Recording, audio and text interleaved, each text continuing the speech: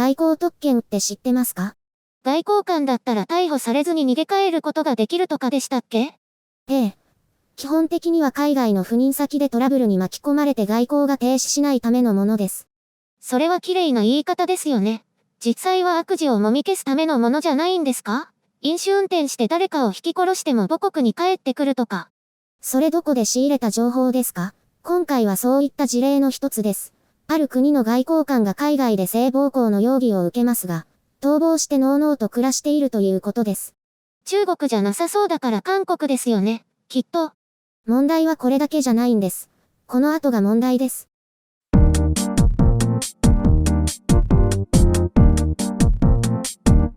韓国とニュージーランドの様々なメディアが報じていますが、韓国の現職外交官が2017年末にニュージーランドの大使館で3回にわたって性犯罪を犯した疑いが持たれています。ニュージーランドの裁判所は2月末にこの外交官に逮捕令状を発行していますが、韓国大使館の独自調査では容疑をすべて否認していることから、韓国政府は外交特権を使って捜査協力を拒否したと報じられています。当時この外交官は韓国政府より1ヶ月の減給処分を受け、その後はフィリピンの韓国大使館に勤務しているようです。実際に犯行を犯したかどうかは別にして、韓国では過去にはエチオピア、これは大使とスタッフが韓国で告発されました。チリでは14歳の学生に対してということで、当時は大きな波紋となりました。さらにはコスタリカでも準強制わいせつとなり、韓国で告発された外交官がいます。ここ最近では日本の総領事が部下にセクハラしたとして警察の捜査を受けました。その他にベトナム、マレーシアの大使が解任処分を受けるなどしています。モンゴル大使も懲戒要求を受けたと報じられています。韓国外交部では懲戒の約 30% ほどがセクシャルハラスメントや性暴行など性に関するものだとしています。そのうちの半数は規律の緩い海外で発生しているというのがさらに深刻です。過去にはこのように様々な問題が報じられてきましたが、この2年以上前に起きたニュージーランドの事件は韓国外交部が情報を意図的に隠していたのではないかという疑惑が持たれています。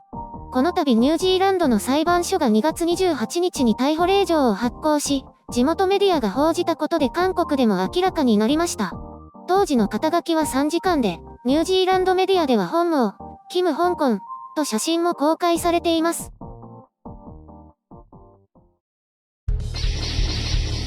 編集所官。韓国以外の国がどのようになっているかはわかりませんので比較はできないのですが、韓国メディアが報じるように、率直に言って多いということです。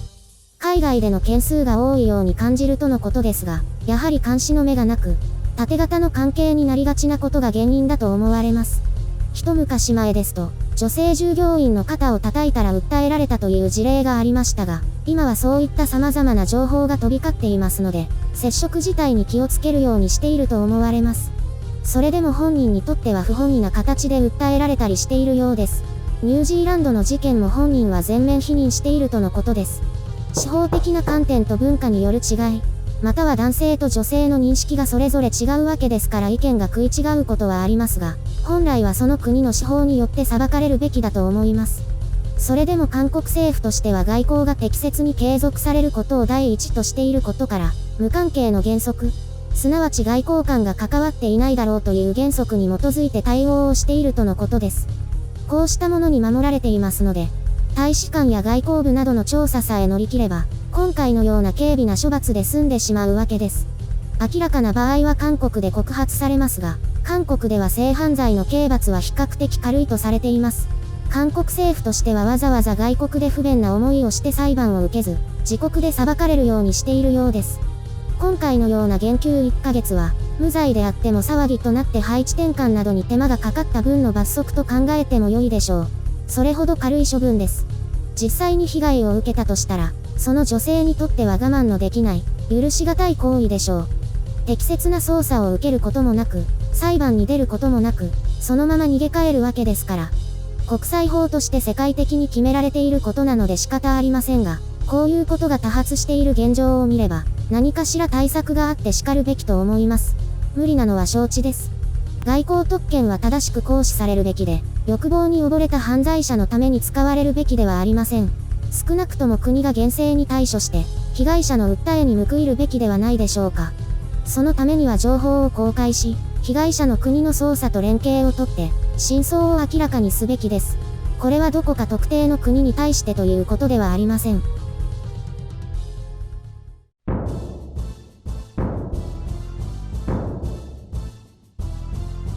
白雪さんの時代はもうセクハラとかあまり起きてないんじゃないですか？罰せられるようなものはないとは思いますけど、セクハラ発言は今でもたくさんありますよ。結構年上の人が出現してしまうって感じですね。それってセクハラ発言ですよという感じで。そういう世代か。私の時も物理的な接触はなかったですかね。少なくとも職場では。今そんなことやると一発アウトですもんね。そうですね。厳しい処分を受けることになると思います。このチャンネルのプロデューサーの一人が結構年上の昭和の方なんですけど、その方の話によると、昭和の時代には普通にあったらしいんですよね。会社に威張り腐った人がいて、そういう人が何でもやりたい放題だったそうです。当時はセクハラやパワハラという言葉もなくて、嫌なことがあっても我慢するものだという感じだったそうです。おぞましいですね。なんだか私にとっては化石時代の話のようです。化石時代？そんな言葉あるの？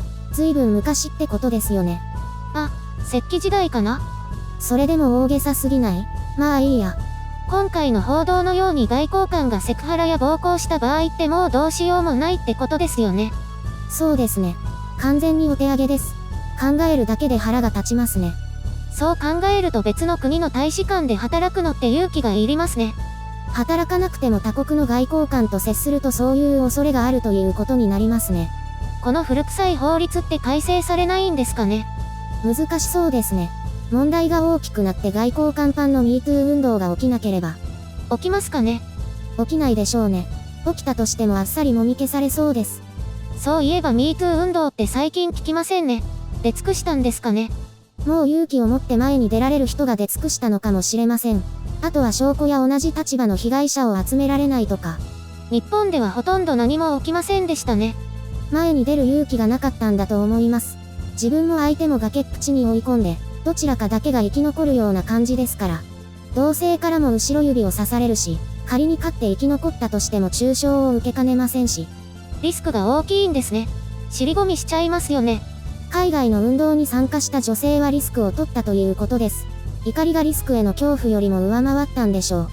声を上げることで同じ気持ちを持つ人が集まって一丸となって、それでも全て良い結果につながったわけではないですけど、戦うことを選んだということです。日本は少し残念な気がしますね。でも立ち上がれない人の気持ちはわかります。そうですけど、それも日本の女性たちが決めた一つの選択だということです。昨日今日起きた話ではなく、数年や十数年、もっと前の話だったりもするので。とにかく今後はこうした犯罪や嫌がらせが少しでも減ることを祈ります。全くですね。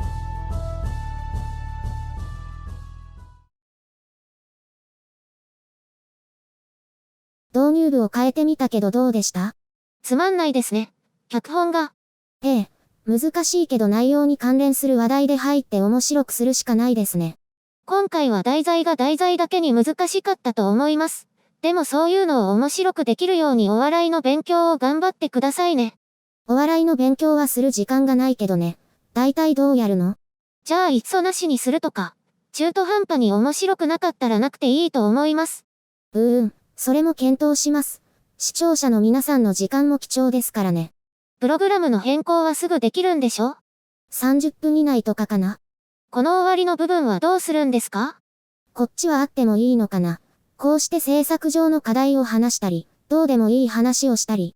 本題は終わっているので自由にダラダラやって、もちろん有益な情報も提供したいですけど、で、気に入らない人は途中で離脱してもらえれば。なるほど。じゃあやはり冒頭は問題が多いということですね。遊ぶならここで遊んでください。そうですね。冒頭はうまくいかなければなしにして、すごく人気が出てから考え直します。入りは早い方がいいです。今のテレビ業界でも鉄則です。なんだか真面目に制作に取り組んでるって感じですね。感じじゃなくて取り組んでますよ。いつも。